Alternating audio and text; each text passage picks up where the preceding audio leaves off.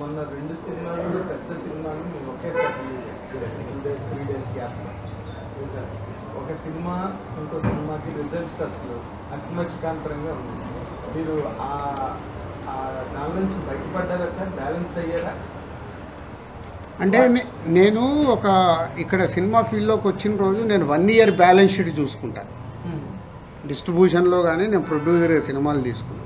January 1st నుంచి December 31 వరకు ఆ సంవత్సరం ఎన్ని సినిమాలు చేశాము, మా బ్యాలెన్స్ షీట్ ఎలా ఉందని ఒక్కొక్క సినిమా బేరీజ్ చేస్తే నేను నెక్స్ట్ సినిమాకి పని చేయలేను. డిస్ట్రిబ్యూషన్లో అన్ని సినిమాలు కొంటాం, ఒక ఫ్లాప్ పడిపోతుంది, చాలా డబ్బు పోతే నెక్స్ట్ డే ఫ్రైడే అయిన తర్వాత సాటర్డే నాకు ఎనర్జీ కావాలంటే ఆ నెక్స్ట్ ఇయర్ ఉన్న సినిమాలు బ్యాలెన్స్ ఉన్న సినిమాల మీద ఫోకస్ చేస్తాను. కాబట్టి దాంట్లోకి వెళ్ళి ఒక సక్సెస్ వచ్చినప్పుడు బ్యాలెన్స్ షీట్ చెక్ చేయాలి. నంబర్ ఆఫ్ మూవీస్ చేస్తున్నప్పుడు ఒకటే సినిమా చేసామనుకో మీరు అడిగినట్టు నాకు రిజల్ట్ మీద డిపెండ్ అయి ఉంటుంది. బ్యాలెన్స్ షీట్ చూసినప్పుడు ఆ ఇయర్ టోటల్ ఎన్ని సినిమాలు చేసామో, ఎంత నష్టమా లాభమా అక్కడే డిసైడ్.